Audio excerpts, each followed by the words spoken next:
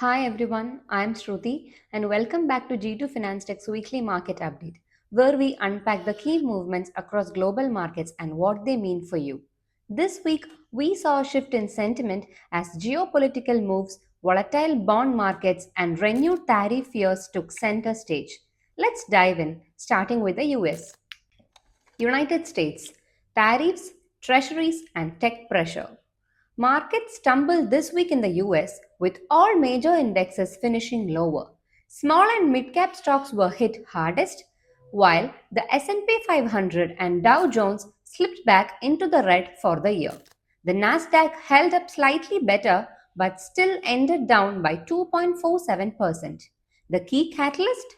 A weak auction of 20-year treasuries midweek spooked investors and sent long-term yields higher. By Friday, things got worse when President Trump announced a 50% tariff on Europe imports starting June 1st and even targeted iPhones with a 25% tariff unless production is relocated to the US. Unsurprisingly, Apple shares took a hit. Yet, not all the news was bleak. S&P Global's PMI data showed a rebound in both manufacturing and services activity in May, a welcome sign after last month's slowdown.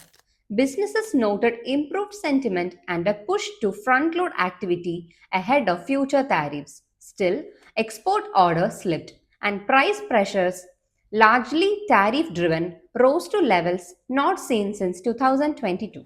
In housing, existing home sales dipped to their lowest April level since 2009, but new home sales surprised on the upside, pointing to a market that's cautious but still active. Bond markets remain volatile, with treasuries recovering slightly after the initial shock. Yields ended higher overall, and concerns about rising fiscal deficits lingered after the House passed a controversial tax bill. Europe, tariff turbulence and economic strain. Across the Atlantic, European markets gave up some recent gains. The Stoxx 600 declined 0.75%, snapping a 5-week winning streak. The UK bucked the trend slightly with a modest gain, but major indexes in Germany, France, and Italy were all in the red. The big headline: Trump's 50% tariff announcement targeting Europe goods, that alone set the tone for the week, pushing investor sentiment down. Economic data didn't help much either. Eurozone PMI fell below 50, signaling contraction, with France logging its ninth straight month of output shrinkage. The European Commission also trimmed its 2025 growth forecast from 1.3% to 0.9%, citing tariff risks and global uncertainty. Germany offered a rare bright spot with quarter one GDP revised up to 0.4%, driven by strong domestic demand. Meanwhile, in the UK, inflation unexpectedly jumped to 3.5%, while retail sales and consumer confidence showed resilience. Still, business sentiment soared, with services barely growing and manufacturing in contraction. In Japan, policy caution amid inflation and trade pressure.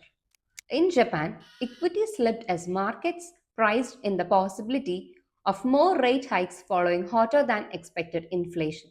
The Nikkei fell 1.57% and 10-year government bond yields surged to 1.55%, their highest since 2008. Inflation data reinforced expectations of continued monetary tightening, with core inflation hitting a 2-year high at 3.5%.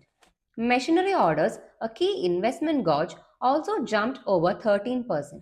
But PMI suggested a slowing services sector and ongoing weakness in manufacturing. On the trade front, Japan continues to push the US for tariff exemptions. Lead negotiator Ryose Akasawa headed to Washington for the third round of talks as Japan seeks relief from reciprocal and auto related tariffs. China: stimulus hopes versus consumption concerns.